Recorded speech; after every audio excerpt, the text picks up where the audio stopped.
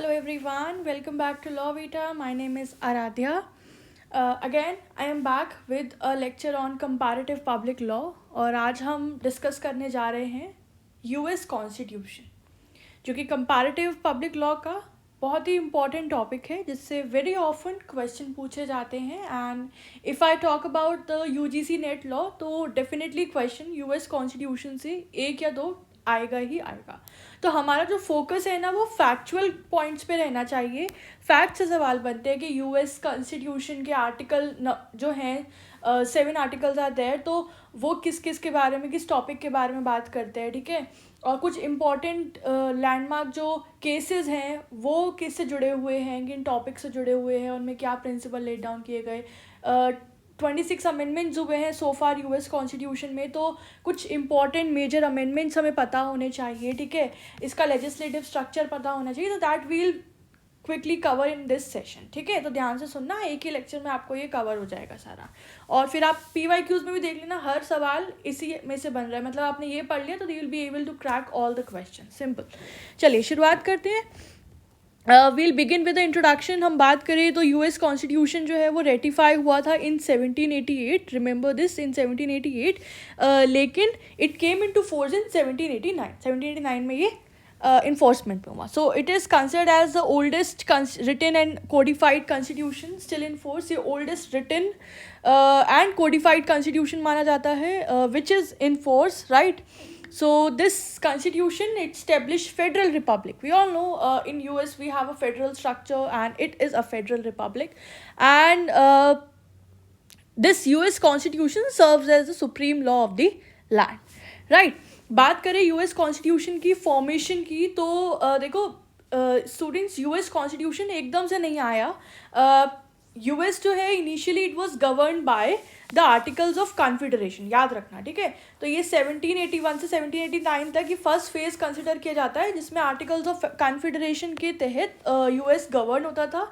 But it had a lot of drawbacks. इसमें एक week central government रही. ठीक है, कोई स्ट्रॉन्ग एग्जीक्यूटिव नहीं था. There was no independence of judiciary.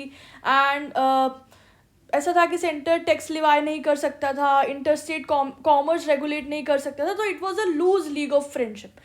ठीक है, तो फिर क्या हुआ, फिर there came a next phase. एक टर्निंग पॉइंट आया शेज रिबेलियन नाम से इन द ईयर 1786 to 87. ठीक है, तो इसमें एक तरीके से अपराइजिंग हुआ फार्मर्स का. इट इज़ कंसिडर्ड एज कि इस रिबेलियन ने एक्सपोज करा कि सेंट्रल गवर्नमेंट की क्या वीकनेसेस थी and law and order maintain करने की क्या इनकैपेसिटी है. सो ये इसका प्राइम रोल रहा था. So it was considered as a phase of catalyze. उसने हमें हमारा आंखें खोली कि क्या कारण था कि आर्टिकल्स ऑफ फेडरेशन में the government was not working, है ना. फिर आया आपका second phase which is called the constitutional convention in 1787. ठीक है, इस डॉक्यूमेंट को हम कॉन्स्टिट्यूशनल कन्वेंशन कहते हैं. So this delegates from the 12 states. The Rhode Island refused, जिसको रोड आइलैंड ने रिफ्यूज़ कर दिया था. The venue was Philadelphia. इतना इंपॉर्टेंट नहीं है ये बात, ठीक है, मैं बता रही हूँ जल्दी जल्दी. इसमें आर्टिकल्स रिवाइज करने के लिए ये लोग आए थे originally, but finally they decided कि they draft a completely new constitution. तो इसमें ये हुआ था कि उनको मिलना तो था कि they revise the articles of this articles of federation, but later on they decided कि we'll draft completely new constitution. तो ये आपका इनिशियल कॉन्टेक्स्ट, ठीक है, यूएस कॉन्स्टिट्यूशन को लेके. फिर क्या हुआ, इस जो कॉन्स्टिट्यूशनल कन्वेंशन था उसके ऊपर बहुत सारी डिबेट्स हुई, छोटी बड़ी. ठीक है, बहुत सारे कॉम्प्रोमाइजेस हुए. देवर द ग्रेट कॉम्प्रोमाइज, इतना इंपॉर्टेंट नहीं है, I will not go through them. There was a Virginia plan, there was a New Jersey plan. ठीक है, फिर उसके बाद 3/5 कॉम्प्रोमाइज़ हुआ. This commerce and slave trade compromise हुआ. ठीक है, एंड फाइनली रेटिफिकेशन होता है हमारा 1787 से 1788 के फेज़ में. तो हमारा जो यूएस कॉन्स्टिट्यूशन का आर्टिकल 7 है वो रेटिफिकेशन की बात करता है. This is very important fact, याद रखना. So it required that the 9 out of 13 states, जो 13 स्टेट्स हैं यूएस के, उसमें से 9 स्टेट्स को रेटिफाई करना है the constitution for it to take into effect, उसको इफेक्ट में लाने के लिए. ठीक है, so that's an important thing that you need to know regarding ratification, याद रखना. ठीक है, उसके बाद क्या कह रहे हैं यहाँ पे, that the final outcome was कि the promise, there was a promise to add the bill of rights, ठीक है, ratification was secured only after the federalist promise to immediately add a bill of rights, ठीक है। जो first 10 amendments हुए थे 1791 में, if I am not wrong, let me see when did the first 10 amendments took place, 1791, जिसको हम लोग bill of rights कहते हैं। तो ये हुआ था कि उन बिल ऑफ राइट्स को अप्रूव किया जाएगा, उन्हें ऐड ऑन किया जाएगा इन द कॉन्स्टिट्यूशन, और उसके प्रॉमिस पे रेटिफाई हुआ था, ठीक है। And the constitution came into force in 1789, ठीक है। 1789 में हमारा कॉन्स्टिट्यूशन, यूएस कॉन्स्टिट्यूशन इन्फोर्समेंट में आया, और वो जो बिल ऑफ राइट्स थे ये 1791, यानी कि 2 साल के बाद वो 10 अमेंडमेंट्स हुए थे, ठीक है।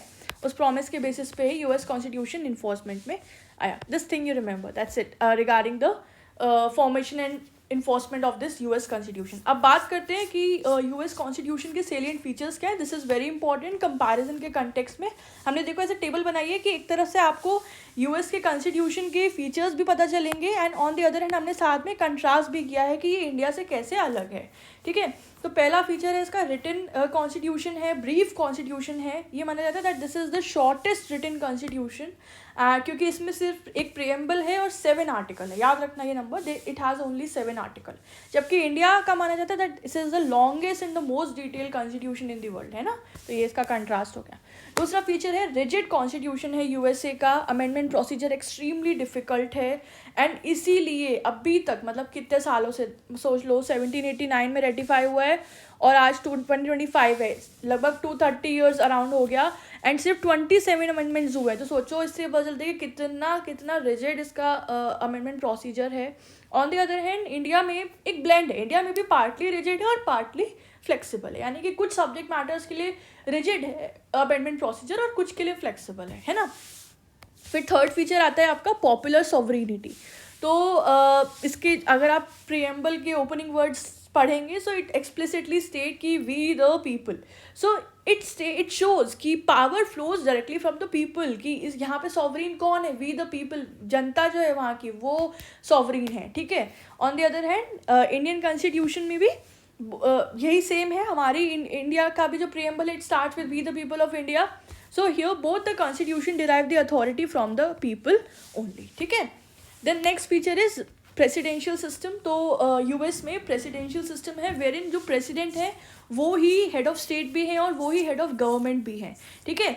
So there is a presidential form of system there। इनका एक fixed tenure होता है 4 years का, and executive is not responsible to the legislature in US, ठीक है। इसलिए president responsible नहीं होते हैं टू कांग्रेस।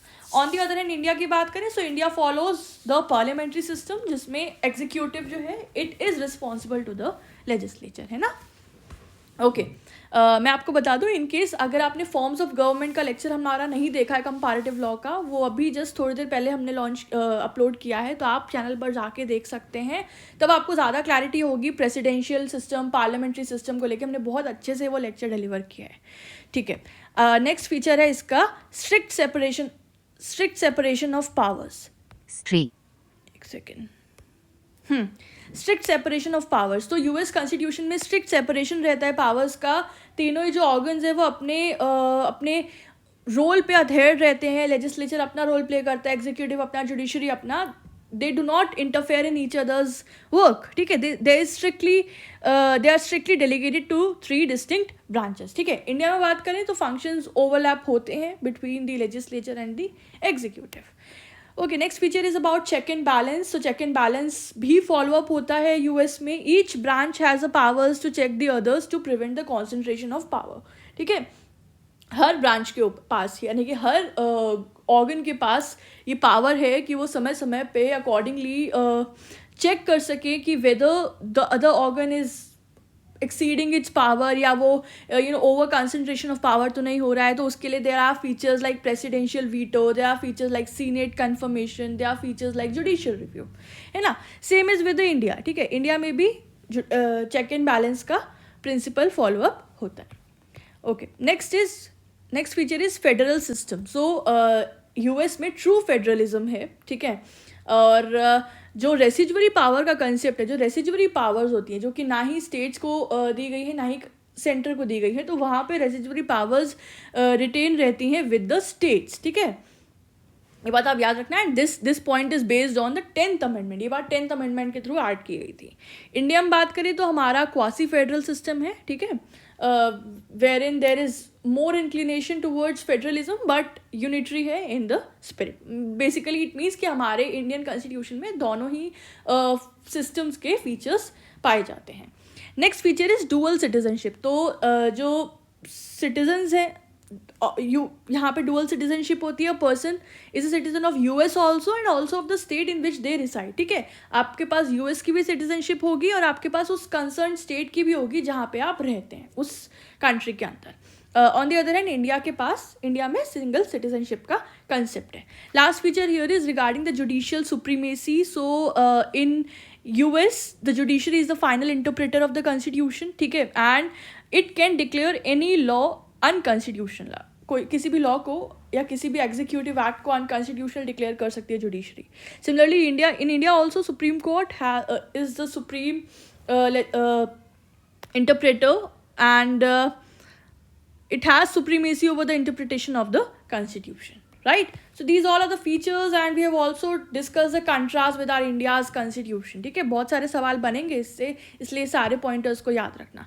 अब चलिए आगे बढ़ते हैं, हम लोग स्ट्रक्चर देखते हैं इसके कॉन्स्टिट्यूशन का। तो प्रियम्बल की बात करें, सो ये है इसका preamble which starts with the words we the people of the United States. एक बार क्या हुआ था, एक प्रीवियस ईयर क्वेश्चन में यूजीसी नेट के इतना लिख के आया था, वी द पीपल ऑफ और dot dot dot dot etcetera, मतलब आगे का वर्डिंग नहीं लिखा था, और बोला था कि ये वर्ड्स जो हैं वो किस कंट्री के कॉन्स्टिट्यूशन के प्रियम्बल में मेंशन है। अब हमें इंडिया का तो पता है, तो ऑप्शन में क्या था, इंडिया भी था और कंट्रीज़ भी थी, यूएस भी था। तो अब अगर आपने ये पढ़ा है तो आप लिखेंगे कि इंडिया एंड यूएस दोनों में ही ऐसे स्टार्ट होते हैं, बट अगर जो स्टूडेंट्स नहीं पढ़े हैं यूएस कॉन्स्टिट्यूशन तो वो सिर्फ इंडिया लिख के आएंगे and there they lose the mark, ठीक है। तो रिमेंबर कि यूएस का कॉन्स्टिट्यूशन में प्रियम्बल में ही शुरुआत होता है we the people of the United State. Basically हमने जो डिराइव किया है, हमने इंस्पायर इससे ही होकर अपने कॉन्स्टिट्यूशन में ये ऐड ऑन किया है, ठीक है। तो क्या कह रहा है, we the people of United States in order to form a perfect union establish justice insure tranquility, ठीक है। तो इसमें फोकस किस पे है, जस्टिस पे है, लिबर्टी पे है, जनरल वेलफेयर पे है, डोमेस्टिक ट्रांसक्विलिटी पे है, and establish this constitution for the United states of America. It's simple. चलिए आर्टिकल्स की तरफ बढ़ते हैं। मैंने बताया देयर आर 7 आर्टिकल्स, याद रखना ये बात। पहला आर्टिकल लेजिस्लेचर फॉर्म करता है, इट स्टेट्स कि यूएस का बाई कैमरल लेजिस्लेचर है, एक हाउस का नाम है हाउस ऑफ रिप्रेजेंटेटिव, दूसरे का नाम है हाउस ऑफ सीनेट, याद रखना। Article 2 deal with executive branch, ठीक है। तो it established presidency, electoral college, president के पावर्स, इम्पीचमेंट प्रोसेस, ये सब आर्टिकल 2 में मेंशन है।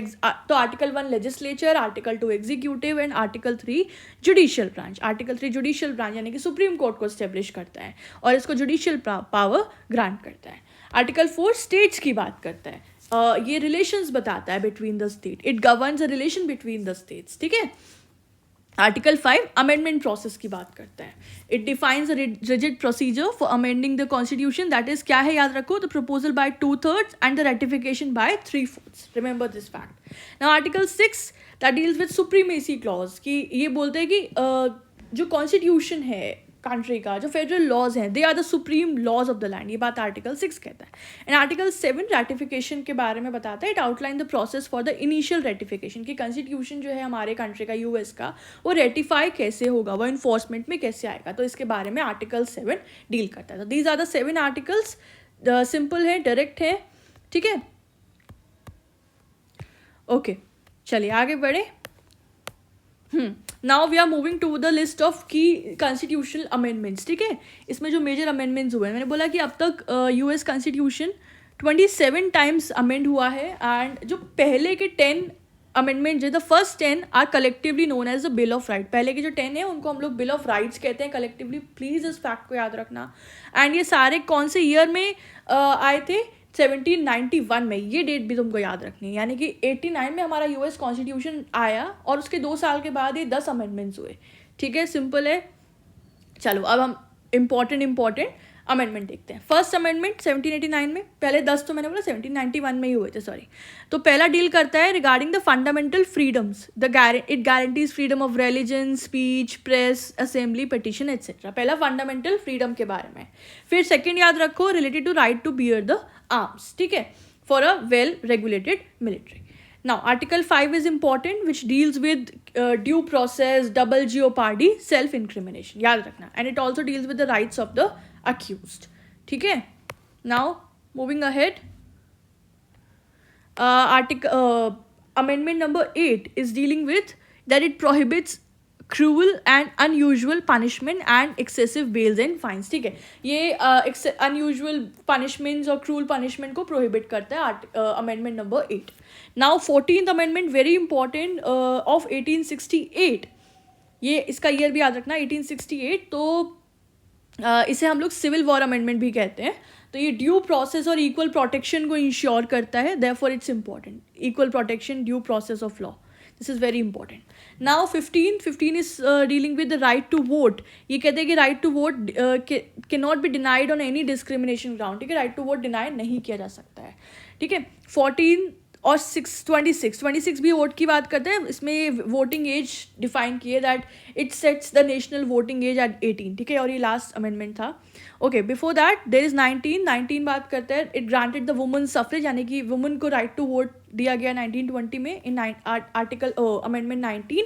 And 22nd is dealing with it limits the president to हाँ ठीक है, this is also important amendment number 22 कि जैसे मैंने ऊपर बताया ना कि प्रेसिडेंट का फिक्स टेन्योर है 4 साल का, तो इसमें भी एक लिमिट लगाई गई 22nd अमेंडमेंट से 1951 में कि 2 ही टर्म्स होंगी। मतलब आपने एक टर्म में 4 साल अपना पूरा किया अपना कार्यकाल, और फिर एक बार और आप 4 साल कर सकते हैं, यानी कि मैक्सिमम 2 टर्म्स के लिए ही आपके अब लिमिटेशन है आपके टेन्योर की, प्रेसिडेंट की। तो ये 22nd अमेंडमेंट कहता है। ठीक है, so these all are the important amendments, please remember this. चलिए अब जल्दी से लेजिस्लेटिव स्ट्रक्चर देख लेते हैं यूएस कांग्रेस का। तो मैंने बताया Congress is a by cameral legislature, 2 houses हैं। एंड ये याद रखना, जैसे हमारे इंडिया में तो 2 हाउस हैं, तो एक लोअर है और एक अपर है, लेकिन यहाँ पे जो 2 हाउस है दोनों के पास बिल्कुल इक्वल पावर्स हैं इन द लेजिस्लेटिव कंटेक्स्ट। ठीक है, कोई सुपीरियर एंड इन्फीरियर ऐसा कुछ नहीं है। ठीक है, तो पहला हो गया हाउस ऑफ रिप्रेजेंटेटिव, दूसरा हो गया सीनेट। तो हाउस ऑफ रिप्रेजेंटेटिव में 435 वोटिंग मेंबर्स हैं और इसमें 100 मेंबर्स हैं। बेसिस ऑफ रिप्रेजेंटेशन क्या है? Proportional population. ठीक है, एंड सीनेट में 2 सीनेटर्स फ्रॉम ईच स्टेट। ठीक है, ये पॉइंट्स आप याद रखना। इसके अलावा हाउस ऑफ रिप्रेजेंटेटिव का टर्म है 2 years एंड सीनेट का 6 years। It insure stability, right. Okay, इसके अलावा स्पेशल पावर्स, मतलब हाउस ऑफ रिप्रेजेंटेटिव में क्या क्या पावर्स होती हैं? That it initiate the revenue bills, it initiate the impeachment charges etcetera. On the other hand senate में that it ratifies the treaties where in 2/3 majority is required, है ना, and it confirms the presidential appointments, it tries impeachment cases etcetera. Okay, ये याद रखना है कि revenue bills कहाँ से इनिशिएट होते हैं? हाउस ऑफ रिप्रेजेंटेटिव से। इम्पीचमेंट चार्ज कहाँ से इनिशिएट होता है? हाउस ऑफ रिप्रेजेंटेटिव से। ठीक है, चलो लास्ट सेगमेंट है हमारा यहाँ पे, landmark judgements of US judiciary. Supreme court, US supreme court ने कुछ लैंडमार्क जजमेंट्स दिए हैं which helped in shaping the constitution of USA as well. ठीक है, चलो पहला very important case, Marbury versus Madison of 1803, very important, and this is considered as a foundational case of US constitution, जो कि related है judicial review से, इतना याद रखना। ठीक है, ओके, इसके बाद आता है आपका मैकक्यूलॉच वर्सेस मैरीलैंड। इसमें court affirm the Congress implied powers under the necessary and proper clause. ठीक है, इस केस में सुप्रीम कोर्ट ने कांग्रेस की implied powers and federal supremacy को अफर्म किया था। उसके बाद इंपॉर्टेंट केस आता है आपका, ये याद रखना, स्कॉटलैंड का केस स्लेवरी एंड सिटीजनशिप से जुड़ा हुआ है। ठीक है, इसके अलावा आपका another important is very important, Brown versus Board of Education, जिसमें कोर्ट ने 1954 का केस है, इक्वल प्रोटेक्शन और रेशियल सेग्रीगेशन से जुड़ा हुआ, where in court and held such a judgment which and the racial segregation, जो भेदभाव होता है on the basis of race, उसको ख़त्म किया था। ठीक है, उसके अलावा another important is Miranda versus Arizona. This is important because इसके बाद 5th and 6th अमेंडमेंट्स आए थे in our in US constitution, ठीक है. So this is related to Miranda rights. It ruled that the criminal suspects must be informed of their constitutional rights. ठीक है, जो criminal suspects हैं जिन्हें arrest किया गया है उन्हें उनके constitutional rights के बारे में बताना चाहिए बिफोर एनी पुलिस क्वेश्चनिंग. ये ओहियो का केस भी याद रखना, 1961 का है. This is related to the 4th amendment and due process. ठीक है. Then the last case here is Roe versus Wade. This is very important. 14th amendment हुआ था इसके बाद, and 14th amendment is related to right to privacy. ऊपर list में रह गया है, यहाँ पे हमने मेंशन कर दिया है. 14th amendment is related to right to privacy. 1973 का केस है ये. ठीक है, जिसमें कोर्ट ने राइट टू प्रिवेसी को अपहेल्ड किया था. Alright, with this we are done with the US constitution. Every important thing जो कि आपको पता होने चाहिए एग्जाम के लिए. ठीक है, तो फ्रेंड्स याद रखना, US constitution is very important because it is the mother of modern constitutionalism, because it gives us judicial review, it gives us separation of power, and it gives us the true federalism, right? So I'll just say focus on the dates, focus on articles, focus on amendments, and focus on the cases, and also remember the contrast of India versus USA. ठीक है, so that was it. अगर आपको comparative law या किसी भी और subject के notes चाहिए या फिर आपको कंप्लीट नोट्स चाहिए यूजीसी नेट के, तो आप हमारे इंस्टाग्राम पेज या ईमेल आईडी पे कांटेक्ट कर सकते हैं. And if you found this lecture helpful then please like the video and share it with all your UGC NET aspirants, right? And also in case you haven't subscribed to Law Vita, and बाकी और ऐसे useful lectures के लिए channel से जुड़े रहें. Thank you for watching. All the best. Bye bye.